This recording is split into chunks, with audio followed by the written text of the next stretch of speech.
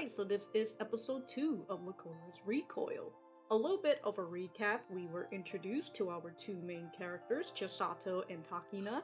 The two are quite different from each other, with Chisato being a top-tier Lycoris, but also the fact that she values life, even if that life is from an enemy, while Takina just wants to get the job done, and she doesn't really care about the consequences, you know, especially in terms of leaving someone alive or not.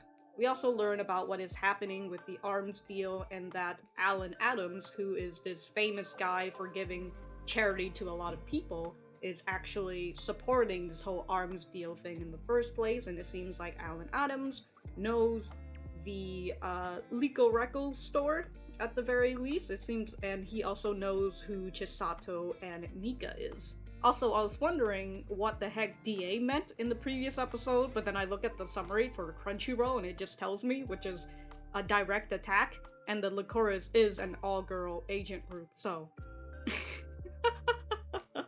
and I know that you guys in the comments just had the time to just go and tell me, by the way, Lycoris it's the name of a certain flower. It was like a red spider lily or something. I do have my full-length reaction up on Patreon, which you guys can check out in the description down below. Other than that, let us get started. Ah, this man's putting so many fingers in pies. Is that Walnut? So he is still alive. Alright.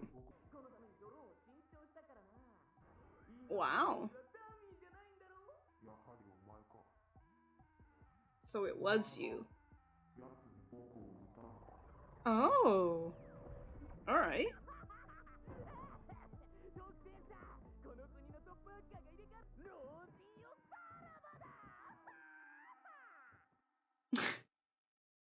Emergency from Walnut.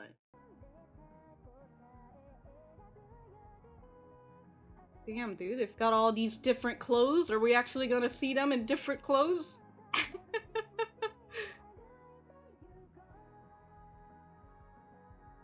I saw that one towards the end. I saw that being freaking memed. We find out Walnut's not actually an old man. It's a Loli this whole time. Oh, there's Alan. Mr. Yoshi. Still got that band-aid on. So you met Mika in Russia? Alright, it's gone now. The band-aid, I mean.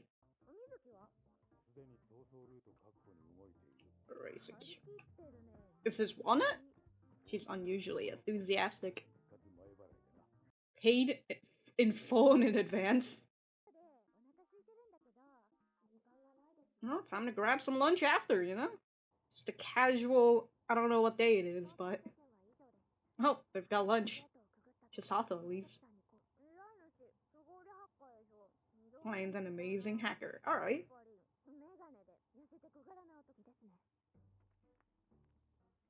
Exactly, it's going to be a tiny Loli who's doing the hacking.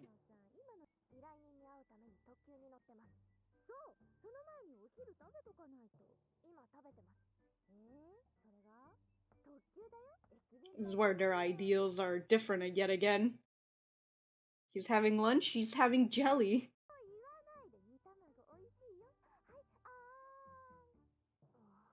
Well, got food in you anyways. Really? That's the rumor in the dark web. In the past 30 years.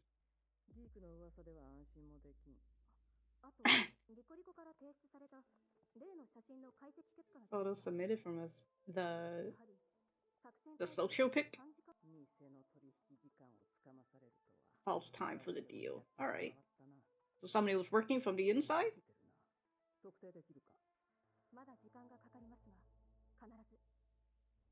Yeah, if you got any advanced like, technology that enhances the picture.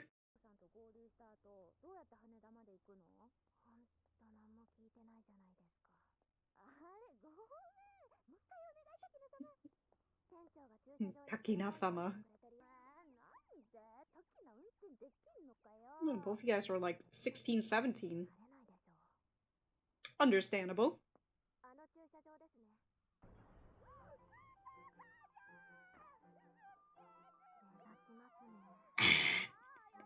And it's fucking red too. Oh shit! Walnut.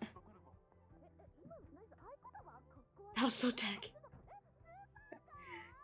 Not that car, my guy. Literally in a fucking squirrel costume.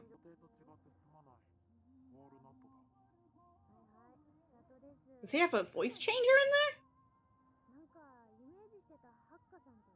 Yeah, you're literally a squirrel. Malicious, thin, four-eyed boy.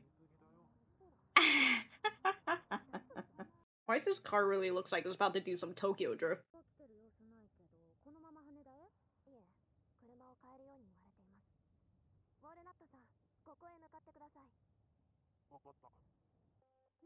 Is he actually looking at some? Oh shit, the other hacker's coming in. Man's got an Xbox controller.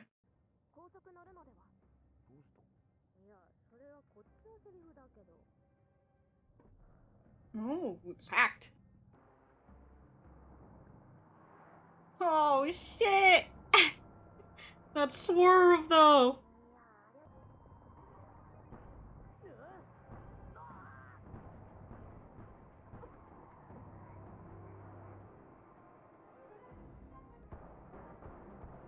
Damn, dude, what a good shot. And this car was doing a goddamn spin too, what the- Damn, they're like, yeah, the two wheels are just hanging. It's just... Damn, dude. Hopefully that luggage is bulletproof. She's just... she's using actual bullet. Meanwhile, Walnut...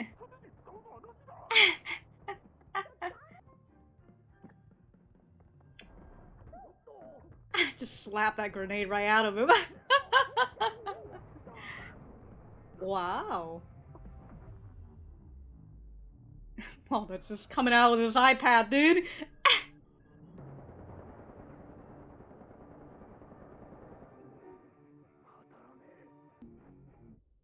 Does this girl just fucking sidestep a fucking rifle?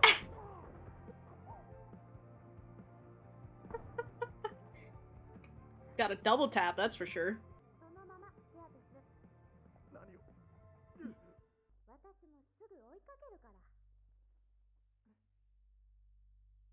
Alright. Triage.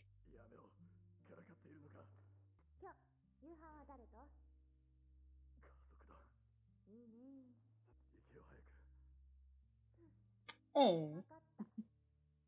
Should get some iron in your diet. You've lost some blood. No, Walnut! No, Walnut! This poor squirrel man. Oh, he's dead. Damn, dude, he got blasted. GG, Walnut. You've done your mission. Let's go eat some. Uh-oh. Yeah, she was trying to protect him, but it's just death around here now. Why the fuck was Walnut going out first?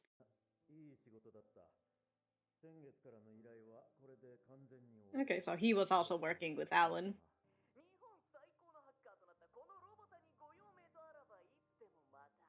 Sure, my guy. Yeah, he doesn't ask questions, he just gets the job done. Like a Lycoris. Imagine, man, still alive. Oh, this costume! Good thing it was so fluffy. Out from this costume. Oh, there you go. Oh my god. It was Mizuki this whole time. I was wondering, I was like, is that a voice changer? This is bulletproof.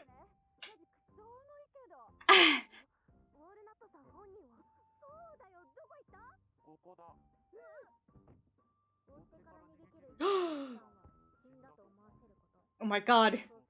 It is a tiny lolly this whole time! Hollywood class gigantic explosion.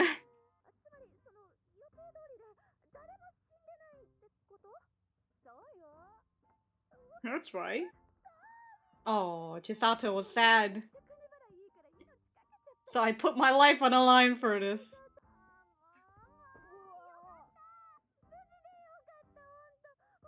Oh. What are you thinking, Takina? Oh, gotta fool your friend to fool the enemy.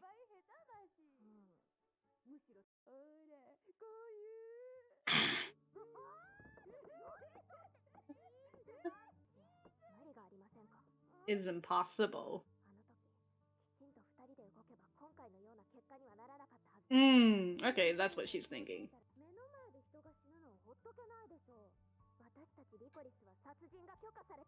Well, you better break out of that protocol. She's just chilling in the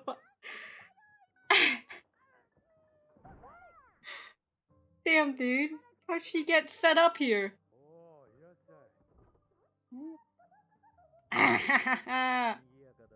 Oh, it'd be good luck for you if she was. Sure drop by often lately. Gotta check up on the enemy, you know? Oh, they've known each other for a long time. Of course, the killing of Walnut.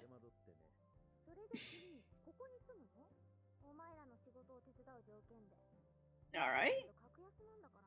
Doing this at a huge discount. Ooh. A tiny guy in the back.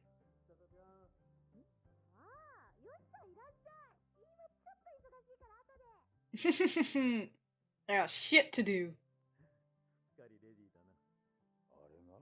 That thing?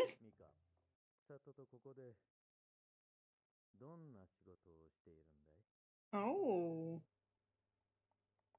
Ooh, it's gonna do the whole enhance! That is true. Or give us a new alias. Kurumi. Walnut. Alright. She's going for a rubber band gun.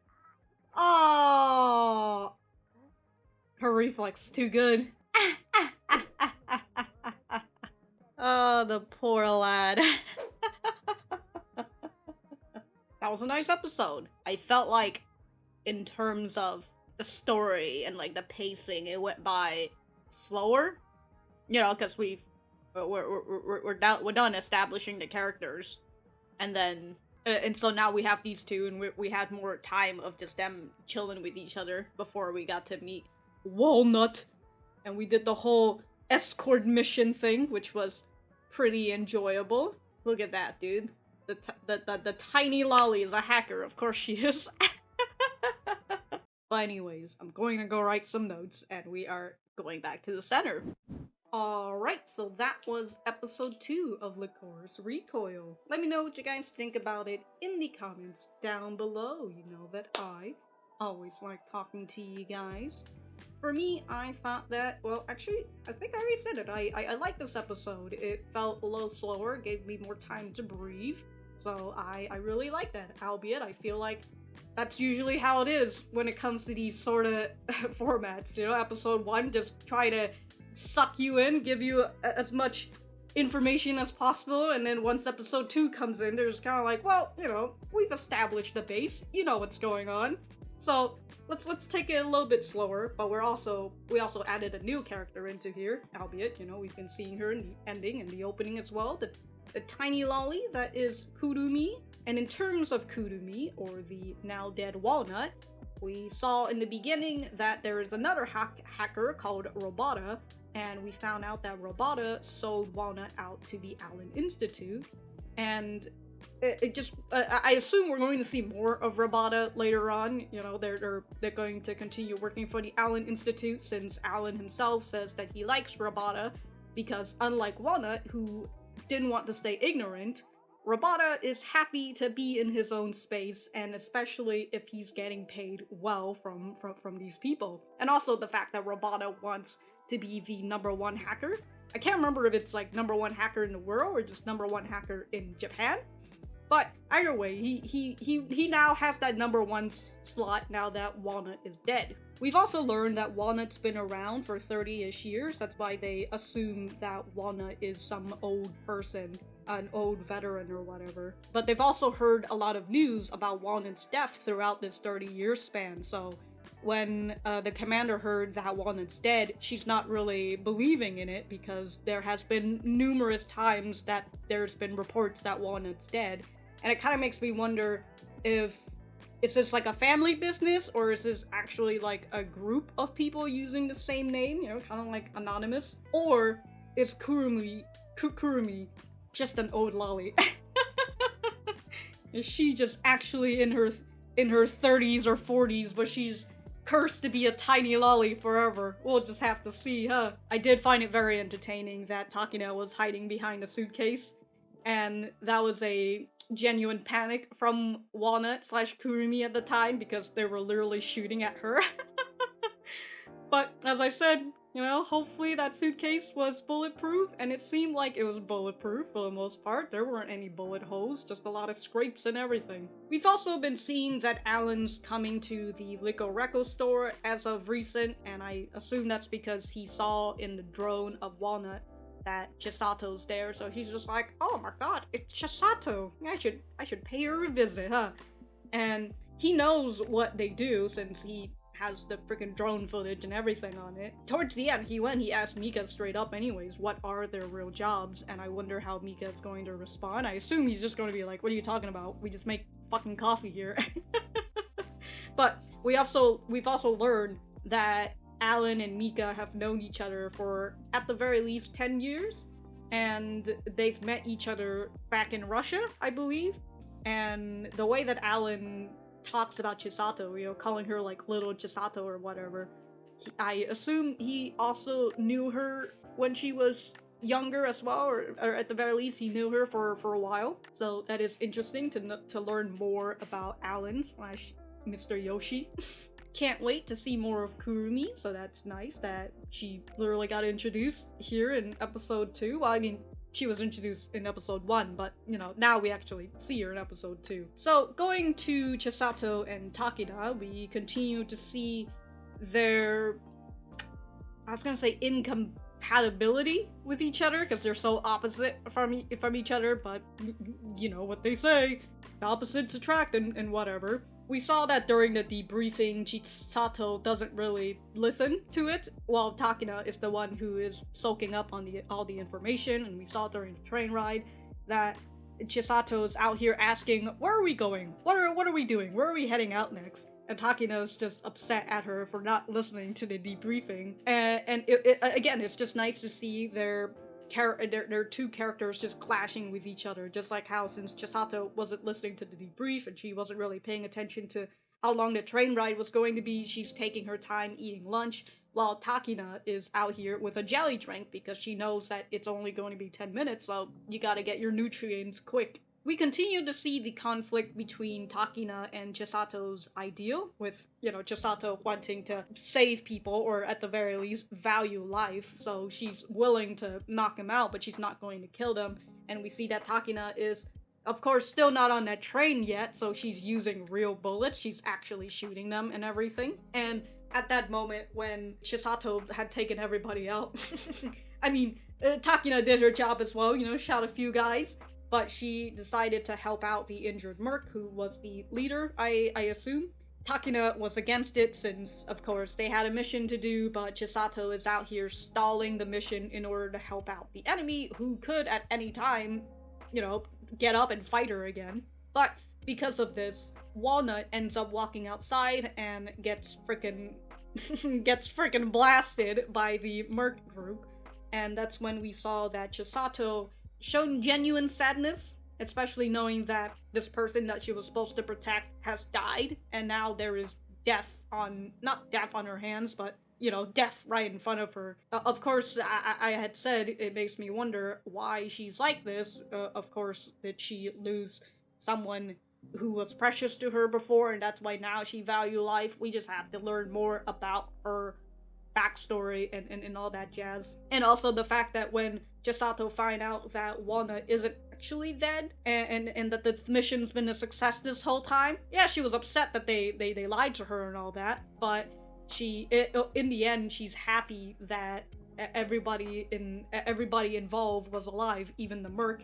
And I forgot to mention that it makes me wonder, since she helped the merc and she actually had a nice human conversation with him, just asking him hey, are you who are you eating dinner with tonight? And he's like, my family. And she's like, okay, that's cool. They had a nice human conversation despite what had happened prior. And because of that, perhaps that merc leader decided, after they assassinated they blasted Walnut, the merc was like, no, let's leave these bodyguard, let's leave these girls alone. We've got what we've came here for, so we're gonna head off. So I really like that, whether perhaps that is a ripple effect of Chisato's kindness and the fact that, she helped him, so he decided to help her out and not force her to have to injure more people.